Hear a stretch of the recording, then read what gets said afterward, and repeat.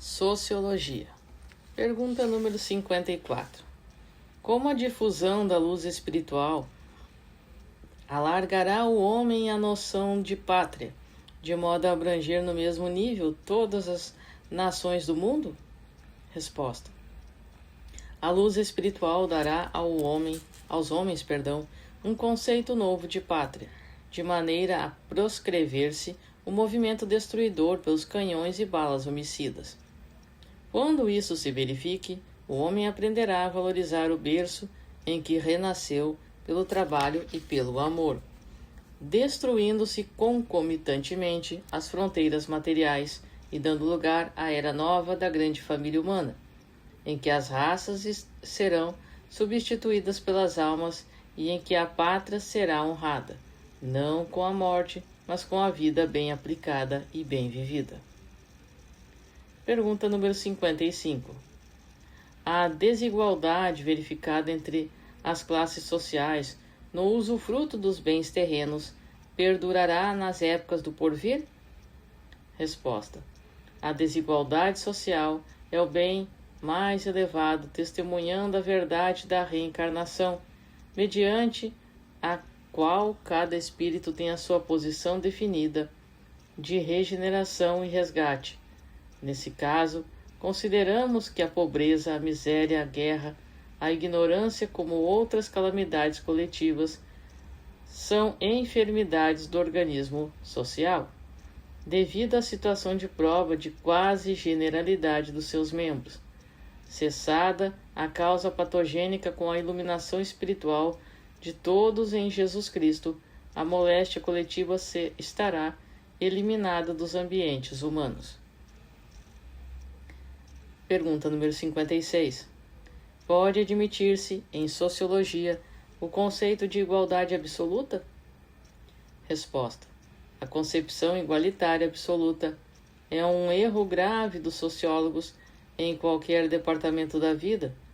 A tirania política poderá tentar uma imposição nesse sentido, mas não passará das espetaculosas uniformizações simbólicas para efeitos exteriores, porquanto o verdadeiro valor de um homem está no seu íntimo, onde cada espírito tem sua posição definida pelo próprio esforço. Nessa questão existe uma igualdade absoluta de direitos dos homens perante Deus, que concede a todos seus filhos uma oportunidade igual nos tesouros inapreciáveis do tempo.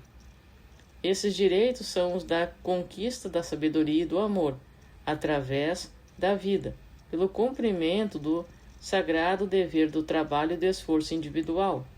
Eis porque cada criatura terá o seu mapa de méritos nas sendas evolutivas, constituindo essa situação nas lutas planetárias uma grandiosa escala progressiva em matéria de raciocínios e sentimentos, em que ele se elevará naturalmente todo aquele que mobilizar as possibilidades concedidas à sua existência para o trabalho edificante da iluminação de si mesmo, nas sagradas expressões do esforço individual.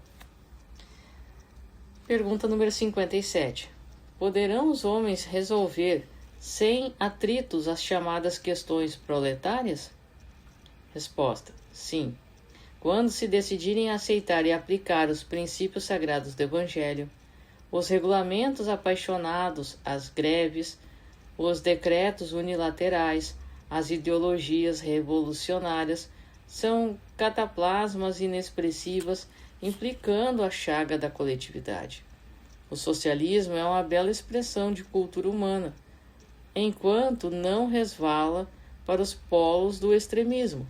Todos os absurdos das teorias sociais decorrem da ignorância dos homens relativamente à necessidade de sua cristianização.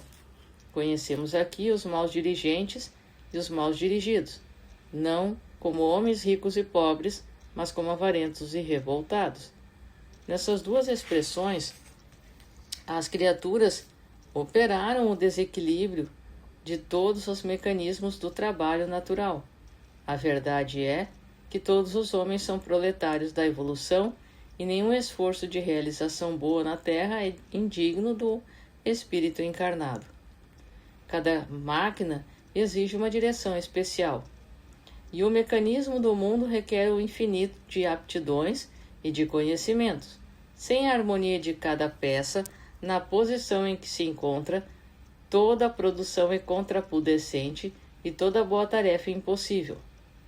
Todos os homens são ricos pelas bênçãos de Deus e cada qual deve aproveitar com êxito os talentos recebidos, porquanto, sem exceção de um só, prestarão um dia além túmulo contas de seus esforços. Que os trabalhadores da direção saibam amar e que os da realização nunca odeiem. Essa é a verdade pela qual compreendemos que todos os problemas do trabalho na Terra representam uma equação do Evangelho. Pergunta número 58.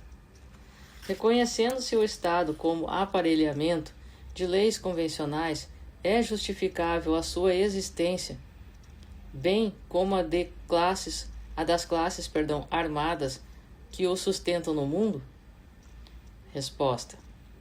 Na situação ou condição atual do mundo, e considerando a heterogeneidade dos caracteres e das expressões evolutivas das criaturas, examinadas isoladamente, justifica-se a necessidade dos aparelhos estatais nas convenções políticas, bem como das classes armadas que os mantêm no orbe, como institutos de ordem para a execução das provas individuais, nas contingências humanas, até que o homem perceba o sentido da concórdia e fraternidade dentro das leis do Criador, prescindindo então da obrigatoriedade de certas determinações das leis humanas, convencionais e transitórias.